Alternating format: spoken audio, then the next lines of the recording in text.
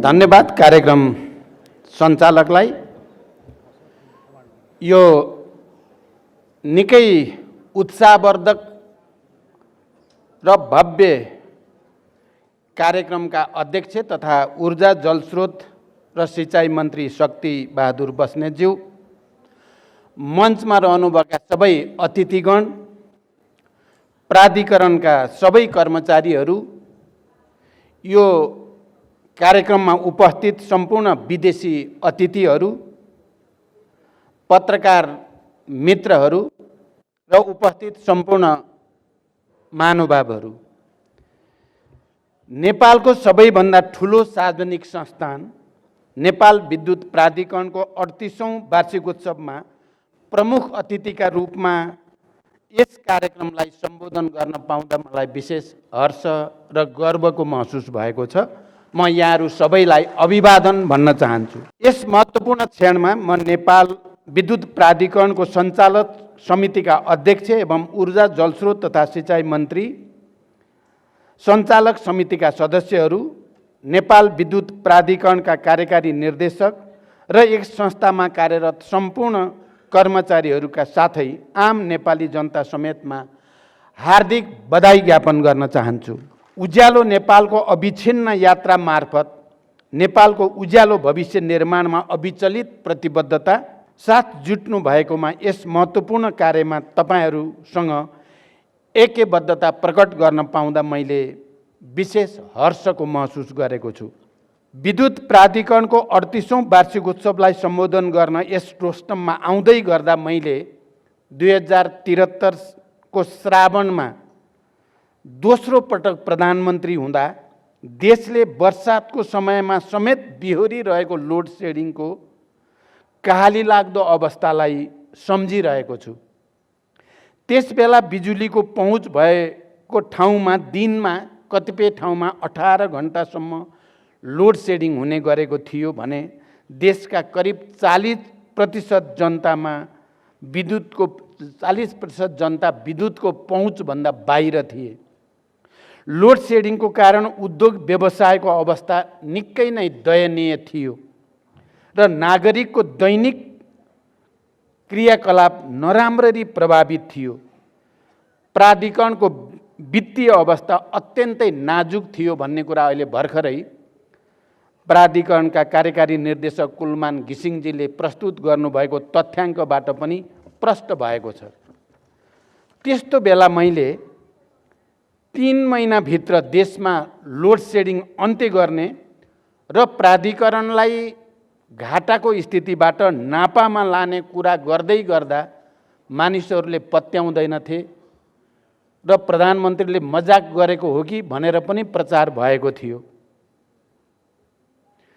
कतिले त load shedding यदि अन्त्य भयो भने खुला मञ्चमै आत्महत्या गर्ने कुरा पनि गरेका थिए। प्राधिकरणको कार्यकारी निर्देशकमा कुलमानजीलाई ल्याएपछि हाम्रो सङ्कल्प, इमान्दारी र मेहनतको कारण हामीले 18 घण्टाको लोड सेडिङ अन्त्य गरेर देशलाई उज्यालोतर्फ अघि बढाएका थियौँ। नदी नाला र हिम श्रृङ्खलाको बाहुल्यताले जल सम्पदामा प्रकृतिको आशीर्वाद प्राप्त हाम्रो देश जलविद्युत उत्पादनमा अत्यन्त उच्च सम्भावना भएको देशको रूपमा परिचित छ। देशभित्र पनि विश्वभरि पनि जलवायु जोखिमसँग सम्बन्धित पक्षहरूलाई समेत मनन गर्दै बिना विलम्ब यो अवसरको उपयोगिता लिन हामी पछि पर्नु हुँदैन। आन्तरिक विद्युत खपतको वृद्धि गर्दै, किनकि हामीले आन्तरिक विद्युत खपतलाई उच्च प्राथमिकतामा राख्नै पर्दछ, वृद्धि गर्दै ऊर्जा सुरक्षा हासिल गर्नुका अतिरिक्त स्वदेशी विद्युत माग पूरा गरी बढी भएको परिमाणको विद्युत निर्यातका लागि समेत स्पष्ट लक्ष्यका साथ हामी अगाडि बढिरहेका छौँ।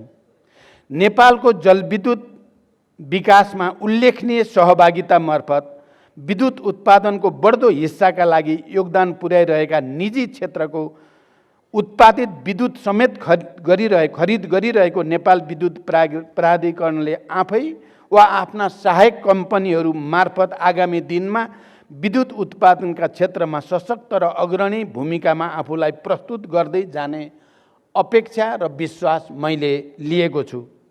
योग्य र सक्षम जनशक्ति भएको नेपाल विद्युत प्राधिकरणको संलग्नतामा आगामी दिनमा 1200 मेगावाट क्षमताको बुढीगण्डकी जलाशय युक्त परियोजना तथा 10,800 मेगावाट क्षमताको बहुआयामिक कर्णाली चिसापानी जस्ता ठुला जलविद्युत आयोजनाहरूको निर्माण अघि बढाउने सोच र योजनाका साथ नेपाल सरकार अघि बढिरहेको अवस्था तपाईहरूसँग राख्न पाउँदा मलाई विशेष हर्ष र गर्वको महसुस भएको छ।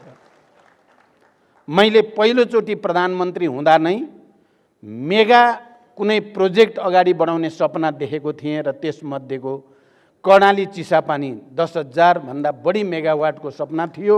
अहिले प्राधिकरणसँग कुरा गरेर अब हामी त्यसको ठोस रूपमा अध्ययन प्रक्रिया अगाडि बढाउँदैछौँ। यो सम्पूर्ण नेपालीहरूको निम्ति खुसी र गर्वको विषय हो भन्ने मलाई महसुस भएको छ। जलविद्युत आयोजनाहरूको समय सीमाबद्ध विकास र सोसँग सम्बन्धित सम्पूर्ण ऊर्जा संरचनाको निर्माणमा नेपाल सरकारको उच्चतम प्राथमिकता, सदाशयता र सहयोग रहने प्रतिबद्धता पनि म यस अवसरमा व्यक्त गर्न चाहन्छु। यसका लागि सरकारले नयाँ विद्युत ऐन र अन्य आवश्यक नीति निर्देशिका ल्याउन समेत कुनै कसर बाँकी राख्ने छैन भन्ने विश्वास पनि व्यक्त गर्न चाहन्छु। ऊर्जा सुरक्षालाई पनि एकीकृत राष्ट्रिय सुरक्षाकै अङ्गको रूपमा लिँदै जलविद्युतको प्रचुर उत्पादनबाट हरित स्वच्छ ऊर्जा उत्पादकका रूपमा नेपालको अन्तर्राष्ट्रिय जगतमा समेत परिचय स्थापित गरी सन् 2045 सम्ममा शून्य कार्बन उत्सर्जन गर्ने प्रतिबद्धता पुरा गर्न कार्ययोजनाका साथ अघि बढ्नु पर्दछ। नेपालले ग्रिन हाइड्रोजन उत्पादन र प्रयोगमा पनि विशेष ध्यान केन्द्रित गर्नुपर्ने बेला आइ नै सकेको छ। सरकारले चाँडै नै ग्रिन हाइड्रोजन सम्बन्धी नीति जारी गर्दैछ, जुन आफैमा दूरगामी महत्त्वको घोषणा हुनेछ। ग्रिन हाइड्रोजन व्यापारिक रूपले सम्भाव्य हुने अवस्थामा नेपाल हरित ऊर्जाको केन्द्र बन्नेछ। यसबाट सरकारले स्वच्छ र नवीकरणीय ऊर्जाको विकास र खपत गर्दै कार्बन उत्सर्जन घटाउने लक्ष्यमा सहयोग पुग्नेछ। तसर्थ म सम्बन्धित निकायलाई यस सम्बन्धी थप अनुसन्धान र ज्ञानमा आधारित प्रविधिको विकासमा जोड दिन विशेष आग्रह गर्न चाहन्छु।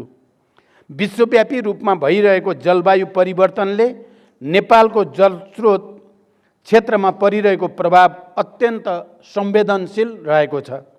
विद्युत उत्पादन र लगानीको दीर्घकालीन योजना निर्माण गर्दा जलवायु परिवर्तनले भविष्यमा पार्न सक्ने असरको प्रक्षेपणलाई अवलम्बन गर्न पनि त्यत्तिकै जरुरी छ।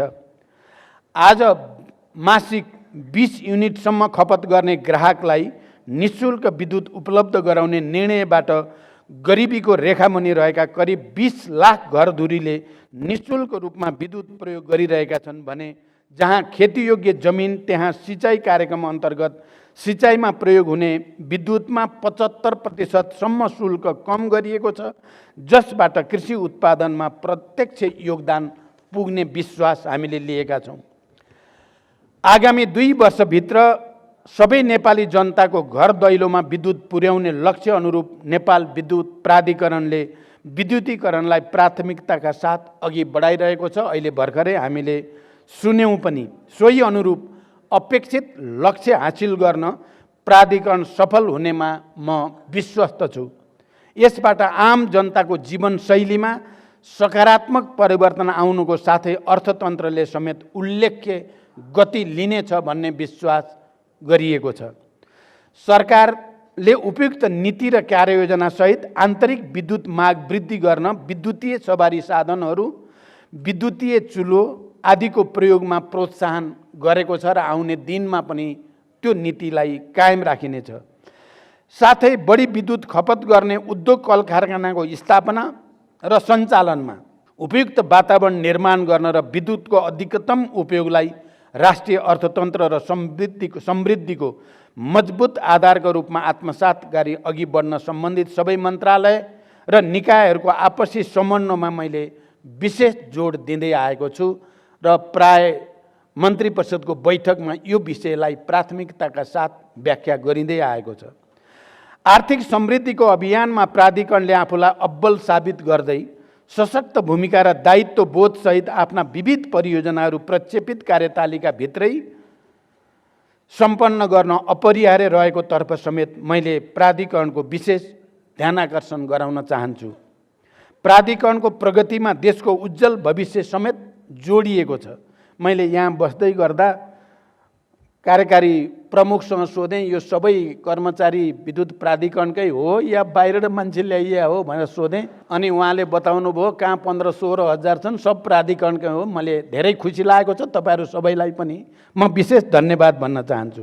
त्यसैले यो संस्थाले जनतालाई गुणस्तरीय सेवा दिन, कम लागतमा आयोजनाहरू निर्माण गरी विद्युतको मूल्य नियन्त्रण गर्न, औद्योगिक विकासका लागि पर्याप्त गुणस्तरीय विद्युत उपलब्ध गराउन आफूलाई अब्बल साबित गर्नु आजको प्रमुख जिम्मेवारी हो।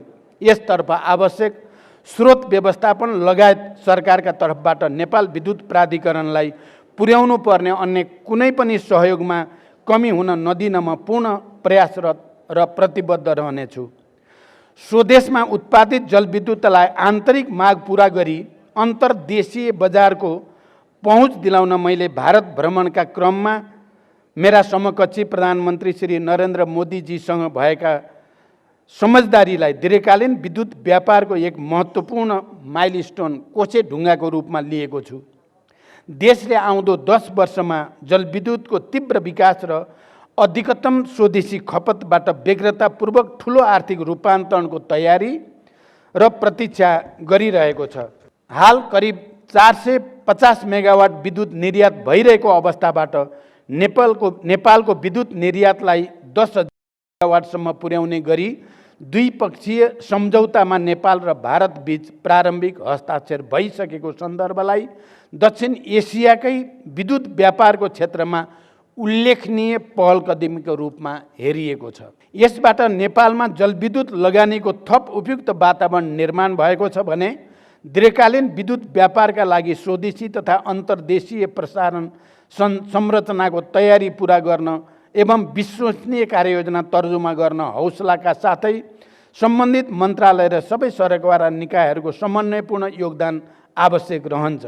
मित्र राष्ट्र भारतसँगको उक्त समझदारीलाई मूर्त रूप दिन हाम्रा सम्बन्धित निकायहरू भारतीय पक्षसँग पनि लगातार सम्पर्क र समन्वयमा छन् भने सोका लागि अपरिहार्य रहेको अन्तर्देशीय प्रसारण संरचनाहरूको योजना र निर्माणमा दुवै देशका तर्फबाट आवश्यक कार्यहरूले गति लिन थालिसकेका छन्। बुटोल गोरखपुर 400 केबी प्रसारण लाइन निकट भविष्यमै निर्माणको चरणमा जाने गरी नेपाल र भारत दुवैतर्फ आवश्यक कार्य अघि बढिरहेको छ। थप 2 नेपाल भारत 400 केबी प्रसारण लाइनहरू इनरुवा पूर्णिया र दोधारा बरेलीको निर्माण प्रारूप आगामी 2 महिनाभित्र ऊर्जा सचिव स्तरीय संयन्त्र मार्फत सहमतिमा पुर्याउन मैले आवश्यक निर्देशन दिइसकेको छु। यसै वर्षायामभित्र नेपाल बङ्गलादेश विद्युत व्यापार सुरु हुने गरी नेपाल भारत र बङ्गलादेशका सम्बन्धित निकायहरूबीच सम्झौतामा हस्ताक्षरको अन्तिम तयारी भइ नै रहेको छ र अन्तर्देशीय प्रसारण संरचनाको निर्माणमा त्रिपक्षीय समझदारी जुटाई उल्लेख्य परिमाणमा नेपाल बङ्गलादेश विद्युत व्यापारलाई भविष्यमा क्रमशः बढाउँदै लैजाने परिस्थिति बनेको छ। हालै मैले एफएओको सम्मेलन अन्तर्राष्ट्रिय सम्मेलनमा इटालीमा रोममा बङ्गलादेशका प्रधानमन्त्रीसँग मेरो गम्भीर संवाद भयो र यसलाई बढाउँदै लैजाने बडो उत्साहपूर्ण प्रतिबद्धता बङ्गलादेशको रहेको कुरा पनि म यहाँ जानकारी गराउन चाहन्छु। मेरो आगामी महिनामा हुने चीन भ्रमणमा ऊर्जा क्षेत्रका सम्बन्धमा दूरगामी र महत्त्वपूर्ण सहमति हुने विश्वास पनि मैले लिएको छु। नेपालमा जलविद्युत विकासको इतिहास 112 वर्षभन्दा पुरानो भए तापनि जलस्रोतको प्रचुर सम्भावनाको सदुपयोग गरी लाभ लिन सकिरहेका थिएनौँ र अझै पनि छैनौँ। खोला नाला बगिरहने तर त्यसबाट प्रचुर फाइदा लिन नसक्ने विडम्बनापूर्ण स्थितिबाट हामी गुज्रिनु पर्यो। यसको अन्त्य गर्न अहिले योजनाबद्ध रूपमा काम अगाडि बढिरहेको छ। अहिले देशभरका खोलानाला तथा नदीहरूमा जलविद्युत आयोजनाहरूको विकासका लागि केही न केही काम भइ नै रहेका छन्। नदी प्रवाही जलविद्युत आयोजनाहरूको बाहुल्यताले नवीकरणीय स्वच्छ विद्युतीय ऊर्जाको प्रयोगबाट ग्रिन हाइड्रोजनको उत्पादनमा नेपालले आफूलाई अग्रणी भूमिकामा स्थापित गर्न सक्ने बृहत अवसर सदुपयोग गर्न हामी चाँडै आवश्यक नीति तर्जुमा गर्दछौँ र भारत लगायत अन्य देशहरूसँगको सहकार्यलाई ग्रिन हाइड्रोजनको व्यापारिक उत्पादन, भण्डारण, परिवहन र विद्युतीय रूपान्तरणमा मार्ग प्रशस्त गर्दै अघि बढ्ने योजनाको तयारी भइरहेको हुँदा नेपाल विद्युत प्राधिकरणले यस कार्यमा रिसर्च एन्ड डेभलपमेन्ट लगायतका गतिविधि मार्फत प्रविधि मैत्री रूपमा आफूलाई समेत तयारी अवस्थामा राख्ने अपेक्षा मैले लिएको छु। आउने पिँढीलाई अँध्यारोमा राख्ने या उज्यालो भविष्य दिएर जाने भन्ने गम्भीर प्रश्न हाम्रो पुस्तालाई सदैव रहेको छ र रहिरहनेछ।